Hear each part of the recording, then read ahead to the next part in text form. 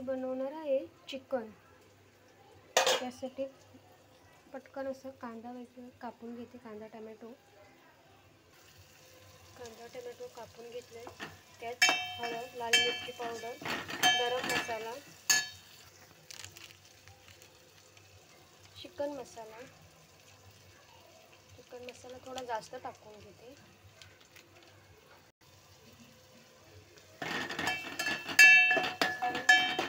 आता आमचा गोडा मसाला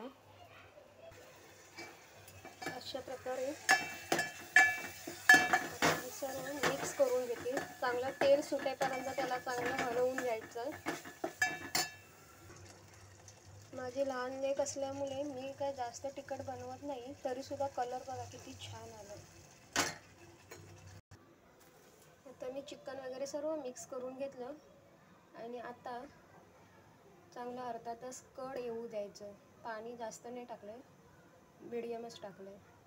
तोपर्यंत मी जरा किचन आवरून घेते, भांडी वगैरे घासून घेते। अशा प्रकारे मी भांडी सगळी क्लीन करून घेतली आणि बेसिन सुद्धा साफ करून घेतलाय।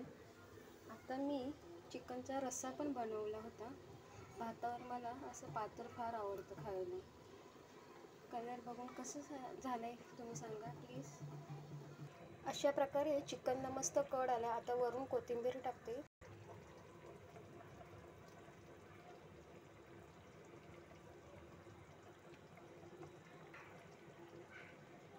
तुम्ही बघू शकता माझं चिकन तयार झालंय मस्त असं।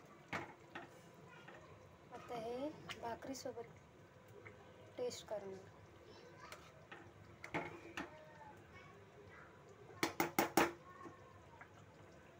तुम्हाला कसं वाटलं माझं चिकन बनवलेलं कमेंट करून नक्की सांगा। थँक्यू।